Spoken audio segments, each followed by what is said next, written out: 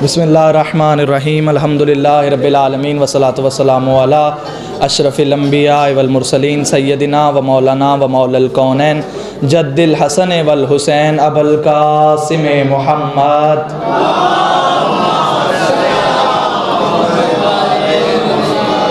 सुम्मा सलातु वस्सलामु अला सदीक़तिल मुबारका अर्राज़ियतिल मर्ज़िया आलिमा गैर मुअल्लिमा बल्कि से हुजरतो तकदीसल जलाल वासियतुल तकमील वल कमाल मखदूमातुनल इंसान व मासूमातुनल कुरान उम्मुल किताब उम्मुल कुरान उम्मुल आइमा उम्मुल मासूमीन उम्मुल हुदा उम्मुल अनवार उम्मुल उलूम उम्मुल हसन उम्मुल हुसैन व उम्मुल मुहसिन व उम्मे अब्बास व उम्मे अबीहा आयतुल्लाहिल उज़्मा व ज़ौजतिहिल आयतुल्लाहिल कुबरा सदीक़ा मासूमा मुहद्दिसा सैयदा फ़ातिमा ज़हरा।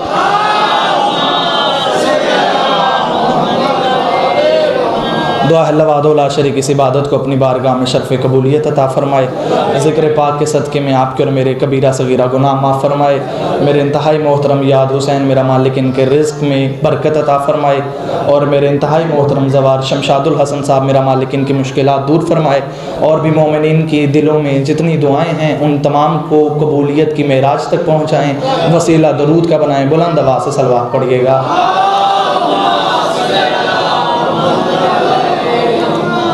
इजाज़त है गुफ्तगू का आगाज़ किया जाए। बिल्कुल तवज्जो मेरी तरफ रखिएगा।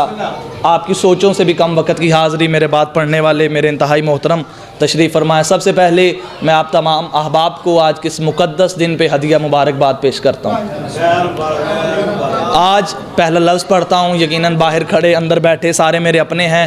मुझे मिंबर पे आना सिखाया मेरे भाइयों ने। अब आपसे दुआ की भी उम्मीद रखता हूँ। अज़ीज़ान मोहतरम, आज उस बीबी की आमद है जिसकी वजह से आज तक नस्ल रसूल ज़िंदा है। आज उस बीबी की आमद है जिसकी वजह से आज तक नस्ल रसूल ज़िंदा है, आज तक नस्ल रसूल कायम है। इस बीबी की आमद से पहले मक्के के लोगों ने सरकार रिसालत में आपको कहा था कि तेरा तो कोई बेटा ही नहीं, तेरी औलाद ही नहीं। उन्होंने कहा कि मोहम्मद अबतर है। उन्होंने कहा तेरा बेटा कोई नहीं। अगर तेरा बेटा नहीं है तो फिर तेरे मिशन का वारिस भी कोई नहीं है।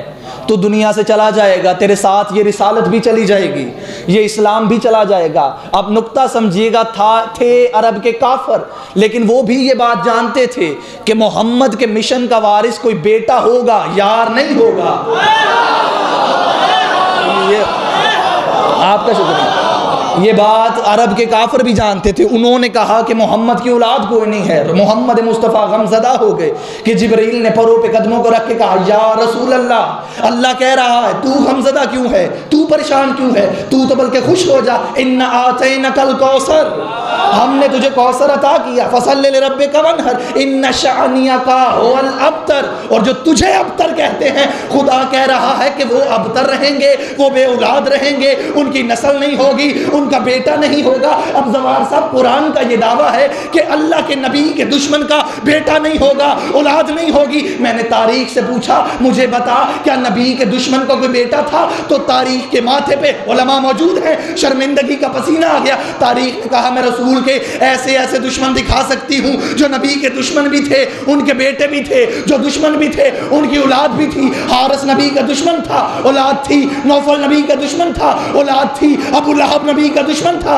औलाद थी। अबू सुफियान नबी का दुश्मन था, औलाद थी। सुलेमान रुश्दी नबी का दुश्मन था, औलाद थी। ये सारे नबी के दुश्मन भी रहे हैं, इनकी औलाद भी रही है, इनके बेटे भी रहे हैं। अब कुरान पे शक हो जाता कि तेरा चौथा इमाम मस्जिद से बाहर आ रहा था, एक बंदे ने अपने हाथों पे अपने बेटे को उठाया हुआ, उसने इमाम को देखा, उसने सलाम किए बगैर अपना चेहरा दूसरी तरफ कर लिया। साथ इमाम का नौकर खड़ा था, उसने कहा मौला ये तेरा भी दुश्मन है, तेरे नाने का भी दुश्मन है, ये बेटा कहाँ से आया? इमाम ने फरमाया पूछना क्या चाहता है? उसने कहा मौला कुरान कहता है दुश्मन का बेटा नहीं होगा, ये बेटा कहाँ से आया?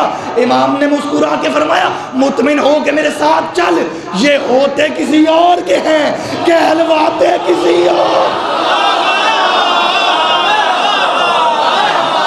आवाज थोड़ी आवाज बेस।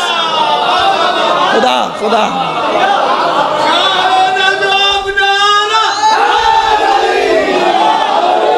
खुदा सलामत रखे आप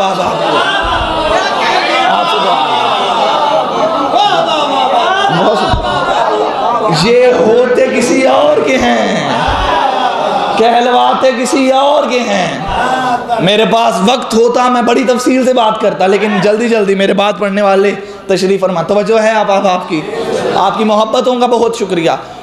रसूल के दुश्मन का भी बेटा नहीं होगा, आले रसूल के दुश्मन का भी कोई बेटा नहीं होगा। आज का दिन मंसूब है पाक बीबी सलामुल्लाह अलैहा से, और बड़े खुश नसीब होते हैं, पढ़ लीजिएगा दरूद, और बड़े खुशकिस्मत होते हैं वो लोग जो अपने रहबरों का जश्न भी मनाते हैं और शर्मिंदगी भी नहीं होती। बड़े खुश नसीब। और अल्हम्दुलिल्लाह ये सआदत हम शियाने अली इब्न अबी तालिब को है कि हम अपने मुर्शदों का जश्न भी पढ़ें तो कुरान से पढ़ते हैं। और ज़वार साहब एक बड़ा ही लतीफ़ इशारा ये है, पता नहीं ज़माने को क्या मसला है, जब हम रोते हैं दुनिया हमें देख के हंसती है और हमें मुस्कुराता देख के मर जाती है।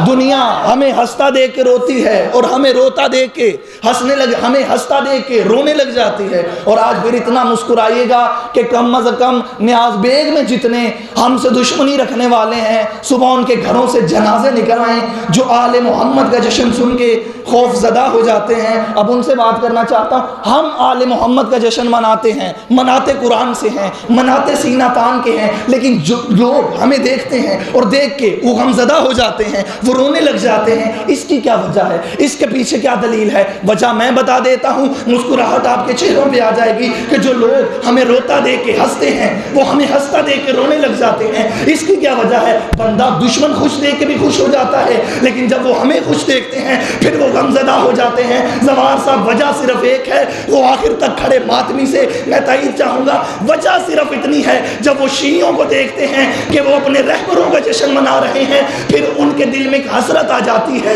उनके दिल में ख्याल आ जाता है कि काश कोई हमारा भी ऐसा होता जिसका हम यूँ जश्न मनाते, जिसका हम यूँ दिन मनाते। हमारे पास कोई अपना नहीं है। अब लोगों ने मेहनतें करके अपने मुर्शिदों का यौम वफात ढूंढ लिया है, लेकिन वो यौम विलादत नहीं ढूंढ रहे, उन्हें मिल ही नहीं रही कि हमारे मुर्शिद का बैत है। लेकिन जब कोई जवाब न रहा तो टीवी पे बैठ के कह दिया जी जश्न तो होता ही नहीं है, मिलाद तो होता ही नहीं है। जशीयों ने शुरू कर दिया कि कभी नबी का मिलाद है, कभी अली का मिलाद है, और जो बंदा सारा साल हम पे एतराज करता है वही बंदा ये महीना जमादुल सानी का, इसके बाद रजब, उसके बाद शाबान, फिर रमज़ान, और रमज़ान की आखिरी रातों में जिस बंदे ने सारी ज़िंदगी हम पे एतराज़ करना होता है वही बंदा अपने घर में चिरागा भी करता है, अपने घर में रोशनी भी करता है, अपने घर में लाइटें भी लगाता है। तब बंदा उससे पूछे पहले खुशी नहीं थी अब खुशी क्यों है? फिर वो कहेगा जी आज कुरान के आने की रात है, आज कुरान के आने की रात है, आज कुरान के आने की रात है। डूब के मर जा, तू कुरान के आने की रात मना सकता है। और जिस घर पे कुरान उतरा हो, जिस आवाज थोड़ी सी बेस हो, राजी रहिएगा। इंशाअल्लाह आइंदा मौका मिला तफसील से गुफ्तगू, आखिरी तोहफा लीजिएगा और मुझे इजाज़त दीजिएगा। जश्न पे जब आए हैं तो कोई ना कोई तोहफा तो देना चाहिए। और मेरे इमाम जाफ़र सादिक अलैहिस्सलाम,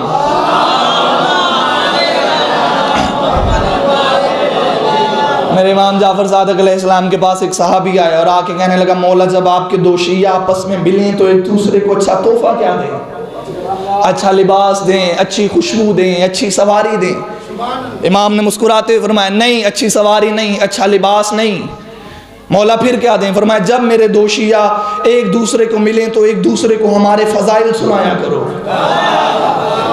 हमारी हदीसें सुनाया करो, हमारे फरमान सुनाया करो। मौला अच्छा अगर हम ऐसा करेंगे तो इसका अजर क्या मिलेगा? इमाम मुस्कुरा के फरमाते जब तुम हमारे फ़ज़ाइल पे मुस्कुराओगे और एक दूसरे को गले मिलोगे, तुम्हारी बाहें छोड़ने से पहले अल्लाह तुम्हारे गुनाह माफ़ कर देता, अल्लाह तुम्हारे गुनाह माफ़ कर देता। आखिरी जुमला सुनिएगा इतनी देर में किबला याद हुसैन भी तशरीफ़ ले आएंगे और मेरे बाद अल्लामा इब्तिसाम साहब पढ़ेंगे। अब आखिर खड़े तक हर मातमी के हाथ की ज़ियारत करना चाहता हूँ और एक मिसाल से वजाहत करना चाहता हूँ कि आपके यहाँ घर में बेटा पैदा हो, आपके यहाँ न्याज बेग में, मैं मिसाल इन पे दे देता हूँ कि इनके घर में बेटा पैदा हो, इनके घर में बेटा पैदा हो तो इन पे वाजिब है कि ये खुशी मनाएंगे, इन पे वाजिब है कि ये खुशियाँ करेंगे।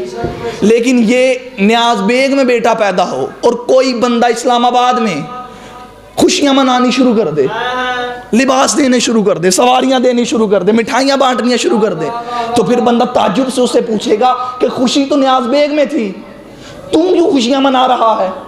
वो कहेगा क्योंकि वो तो मेरे अपने हैं, वो तो मेरे अपने हैं। बंदा शमशाद साहब से आकर पूछे कि खुशी तो आपके घर में है, बेटा तो आपके घर में है, वो इस्लामाबाद में एक मोमन मिठाइयाँ बांट रहा था, लिबास दे रहा था, खुशियाँ कर रहा था, वो क्यों कर रहा था? तो ये कहेंगे वो खुशियाँ क्यों ना करे, वो तो मेरे अपने हैं, वो तो मेरे, सारे बोलिएगा, वो तो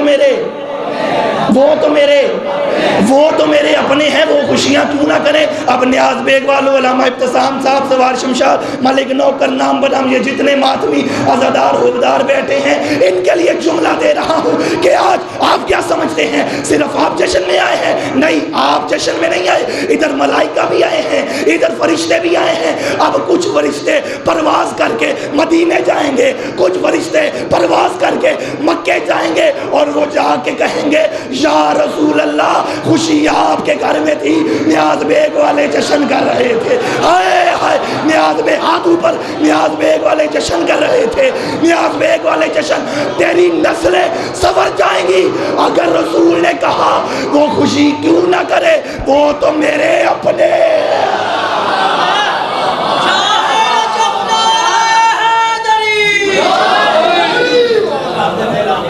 याद साहब तशरीफ नहीं लाए तो आखिरी जुमला फिर पढ़ दिया जाए। आप तशरीफ लें, इजाज़त है आपकी? मैंने बोलें तो सही हवा। अब याद साहब तशरीफ ले आते तो यहीं पे छोड़ देता। याद रखिएगा ये जुमला, मैं मर भी जाऊं तो याद रखिएगा। मुझे पता है कि जब 8 रबीउल अव्वल को ये पढ़ा गया था, उसके बाद मुझे कहा गया था कि दोबारा ये ना पढ़िएगा, लेकिन मैं मिंबर पे बबांगे दोहल कह रहा हूं कि हर जगह पढ़ूंगा और सीना तान के पढ़ूंगा। मेरी सारी तकरीर न्याज बेग भूल जाना, जवाहर साहब मेरा नाम भी भूल जाना, मेरा लिबास भूल जाना, मुझे भूल जाना, मगर ये जुमला ना भूलना। क्या कि दुनिया के गुनाह करके बंदा मर जाए, साथ देना मेरा, दुनिया के गुनाह करके बंदा मर जाए, शाह जी अल्लाह गफूरुर रहीम है, वो माफ कर देगा, बस अली नु छड़ के ना मरना। हाय हाय, हाथ ऊपर सारा मचना, आखिरी दफा हाथ ऊपर जो अली को मान के फख्र करता है। एक दफा बाहर वाले सवार साहब हाथ ऊपर कीजिएगा कि दुनिया के गुनाह करके बंदा मर जाए, अल्लाह माफ कर देगा, बस अली को छोड़ के ना मरना, क्योंकि खुदा ने वाज़े ऐलान किया है, और दुनिया वालों मैं कुत्ते को जन्नत दूंगा, अली के दुश्मन को नहीं दूंगा।